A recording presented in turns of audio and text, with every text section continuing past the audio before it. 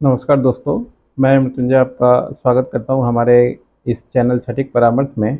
और देखिए, आज जो न्यूज़ हम लोग लेके आए हैं बाज़ार से रिलेटेड न्यूज़ है।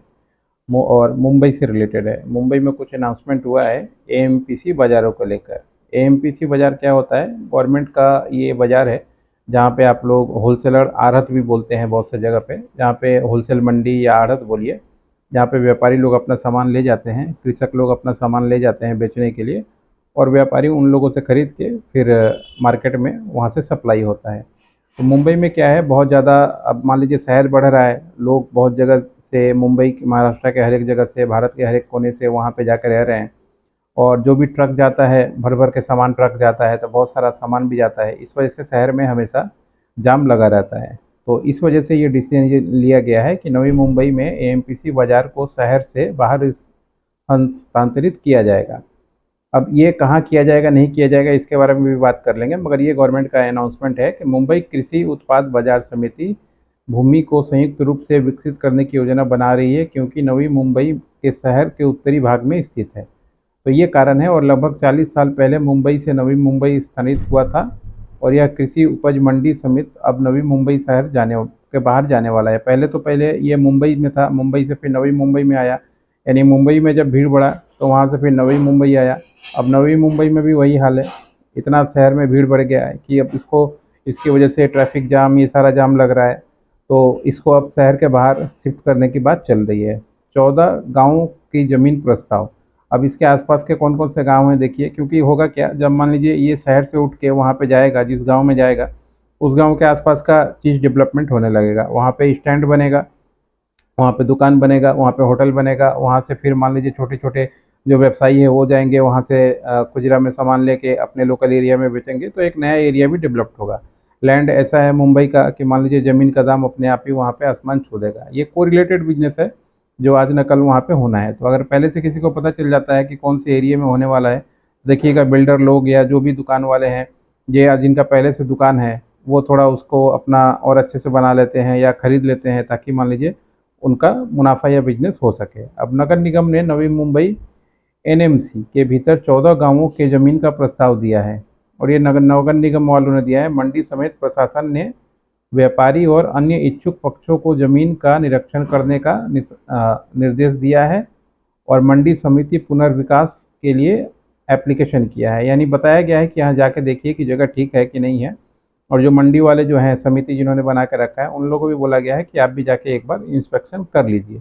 इसलिए इस जमीन को संयुक्त रूप से विकसित करने की योजना बना रही है और मंडी समिति को स्थानांतरित करने के पहले चल रही है। इसके लिए हवाई अड्डे के पास उलवा और पालघर में सभी जगह पर विचार किया जा रहा है। ये पालघर बहुत अभी फेमस जगह है। और धीरे धीरे करके देखिएगा पालघर भी, जैसे दिल्ली एनसीआर है वैसे ही पालघर है। तो पालघर में अगर बनता है तो बहुत से लोग, पालघर में फैक्ट्रियाँ वगैरह पहले से बहुत है, तो और भी हो सके उसका डेवलपमेंट और भी ज़्यादा हो सके। और हालांकि यदि स्थान नवी मुंबई से बाहर है तो व्यापारी और माथड़ी इसका विरोध करेंगे। और यदि बाजार समिति को हस्तांतरित किया जाता है तो श्रमिक वर्ग और व्यापारी के लिए नई सुविधा स्थापित की जानी चाहिए। उनका कहना है कि चलिए, परिणामस्वरूप बाजार समिति एक बार फिर पुनर्गठित होने की संभावना है और इस आदेश से हजारों व्यापारी चिंतित हैं। मुंबई ऊपर बाजार समिति के सभी 5 1980-1990 के दशक में नवी मुंबई से स्थानांतरित किए गए थे। अब उनको टेंशन होगा, जो मान लीजिए वहाँ पे दुकान लेके बैठे हुए हैं पहले से, या अपना इंफ्रास्ट्रक्चर लगा के बैठे हुए हैं, ज़्यादा पैसा लगा के बैठे हुए हैं, उनके लिए चिंता है। श्रमिकों के लिए शायद ये चिंता नहीं होगी, क्योंकि श्रमिक क्या है, यहाँ से अगर मान लीजिए उनको पालघर में व्यवस्था मिलेगी तो पालघर में रह लेंगे। और नवी मुंबई, मुंबई से यहाँ आया था नवी मुंबई और यहाँ से पालघर जाता है तो पालघर थोड़ा सस्ता ही पड़ेगा मेट्रो के मुकाबले। तो लेबर के लिए तो कोई दिक्कत नहीं है, वो तो कहीं भी रहेगा, उसको तो मान लीजिए काम ही करना है। जो यहाँ पे अच्छा खासा गोडाउन बना के बैठे होंगे, या जो बड़े व्यापारी होंगे जो यहाँ पे रहते होंगे आसपास, वो अगर दूसरी जगह जाएं तो उनको थोड़ा सा खतरा महसूस होता है।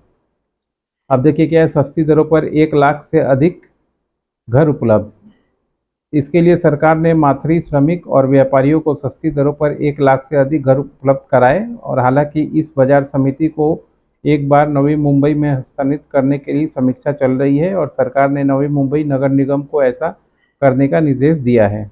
अब सरकार ने मुंबई उपज बाजार समिति को इस बाजार को अपने एक नए स्थान पर स्थापित करने के लिए 100 एकड़ ज़मीन खोजने का निर्देश दिया है और नवी मुंबई आयुक्त इसमें बैठक भी कर रहा है। यानी समझिए 100 एकड़ तो कम नहीं होता है, और 100 एकड़ तो जगह आपको शहर में मिलेगा नहीं, चाहे आप किसी भी शहर में चले जाएं। तो ये जो एनसीआर का एरिया डेवलप्ड होता है जिस तरीके से, अब एनसीआर बोलने का आदत हो गया, दिल्ली एनसीआर फेमस है इस वजह से।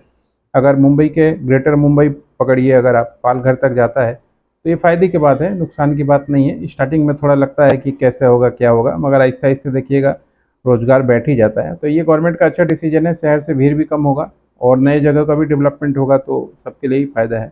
ये था मुंबई से रिलेटेड न्यूज़। हम लोग कोशिश कर रहे हैं कि हर एक जगह वाइज, एरिया वाइज भी अगर कुछ न्यूज़ निकलता है बिजनेस से रिलेटेड तो आपके लिए बना के दिया जाए। बाकी अगर आप मान लीजिए आपको समिति रजिस्ट्रेशन कराना है, ऐसे कृषि फार्म हाउस खोलना है, एनजीओ बनाना है, या मान लीजिए स्टॉकिस्ट होलसेलर का काम करना है, तो इसके लिए जो जो लाइसेंस होता है, कंपनी बनाना, फसाई बनाना या बाकी और भी गुमस्ता बनाना, ये सारा लाइसेंस हम लोग बनवाते हैं और आप हम लोगों से ये सेवाएं ले सकते हैं। आज के लिए इतना ही। नमस्कार।